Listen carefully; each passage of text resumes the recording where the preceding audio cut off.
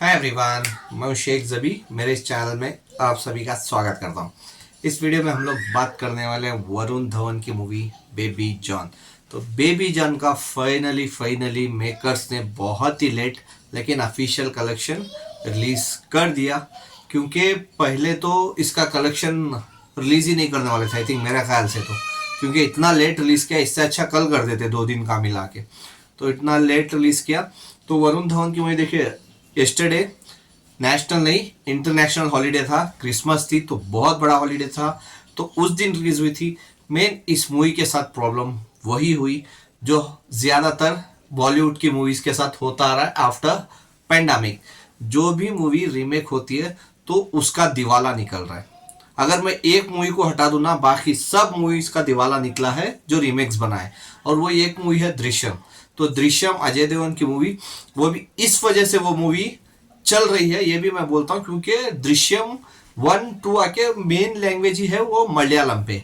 तो मलयालम वाले pan India release नहीं किए थे, ठीक है। तो मोहनलाल सर की मूवी है वो, तो उन्होंने रिलीज ही नहीं किया हिंदी लैंग्वेज में हो या फिर तमिल या तेलुगु अदर लैंग्वेजेस में, तो सिर्फ मलयालम में रिलीज हुई थी। तो इस वजह से वो हिंदी में ज्यादा आई नहीं। तो हिंदी में दृश्यम 1 अच्छी चली थी, तो दृश्यम 2 भी जब आई मोहनलाल सर की, तो उसके बाद इन्होंने वो भी हिंदी में रिलीज नहीं किए थे, सिर्फ मलयालम में रिलीज किए थे, क्योंकि अजय देवगन सर ने, जो प्रोड्यूसर हैं शायद दृश्यम 1 के या फिर उनके मेकर्स ने, तो उनसे कांटेक्ट करके हिंदी में रिलीज ना करने का एक रिक्वेस्ट किया था, और शायद अमाउंट भी कुछ पे किया था होगा शायद। तो इसी वजह से दृश्यम 2 अच्छी खासी कमाई की, अगर रीमेक में मैं आफ्टर पेंडेमिक बोलूं तो इस बार दृश्यम का प्लान ये है कि दृश्यम 3 जो आएगी मलयालम और हिंदी में शायद साथ में रिलीज हो।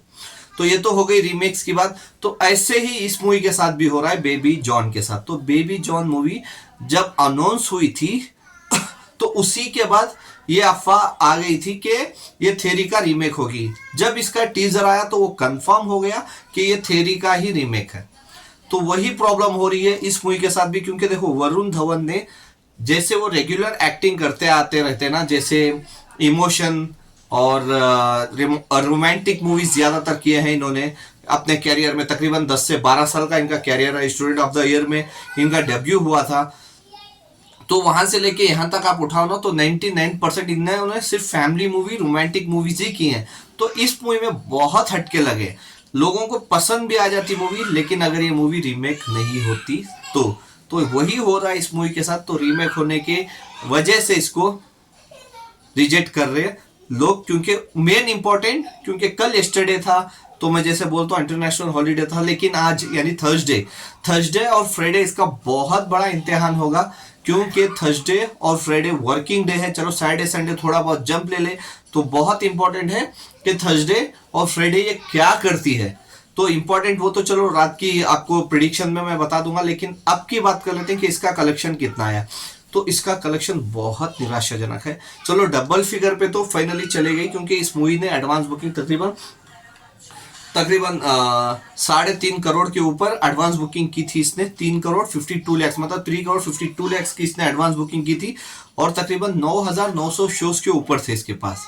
मतलब शोज की कमी नहीं थी, शोज तो भरपूर पड़े थे इसके पास, लेकिन लोग अभी नहीं गए तो कुछ नहीं कर सकते।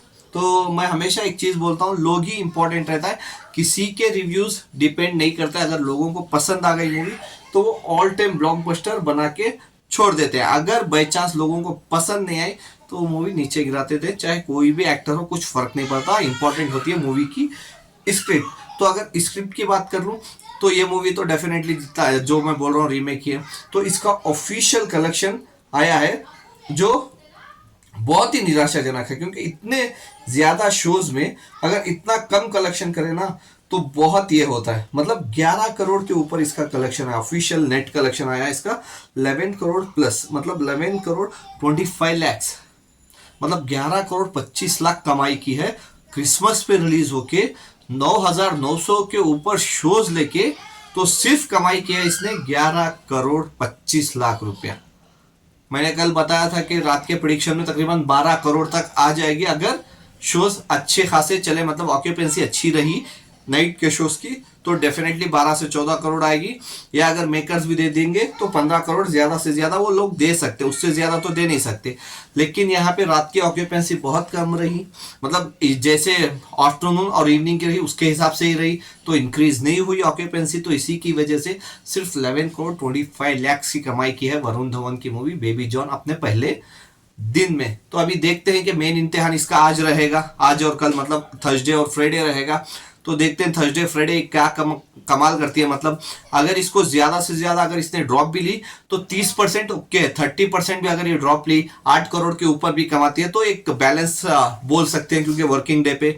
लेकिन अगर बाई चांस ये 50% से ज्यादा अगर मूवी ड्रॉप ले ली तो डेफिनेटली बोल रहा हूँ संडे के बाद ये मूवी उठेगी ही नहीं। चलो सैटरडे संडे है, हॉलीडे है, तो लोग देख लेंगे, ऑक्यूपेंसी बढ़ जाती है किसी भी मूवी की, लेकिन फिर मंडे के बाद उठेगी नहीं मूवी। तो इसका बजट बहुत है, मतलब बताते हैं कि 170 से 180 करोड़ इसका बजट है।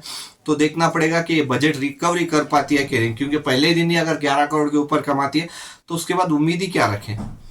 तो अनफॉर्चुनेटली बोलना पड़ रहा है कि बॉलीवुड की इस साल और एक मूवी यानी वरुण धवन की फिर से एक मूवी फ्लॉप की रास्ते पे चलने लगी है अनफॉर्चुनेटली। फिर भी मैं बोलता हूं कि मेकर्स को कलेक्शन रिकवरी हो जाना चाहिए जितना वो इन्वेस्ट किए, क्योंकि प्रोड्यूसर का दिवाला निकल जाता है कोई भी मूवी जब फ्लॉप होती है। सिर्फ मैं बेबी जॉन की बात नहीं कर रहा हूँ, कोई भी मूवी हो जब फ्लॉप होती है तो प्रोड्यूसर का दिवाला निकल जाता है। अगर मैं लास्ट एक प्रोड्यूसर की बात करूं तो नहीं करना चाहिए करण जौहर सर की। तो उनका पता है ना आपको, उनका दिवाला निकल गया था, उन्होंने 50% शेयर्स भी अपने बिका चुके हैं।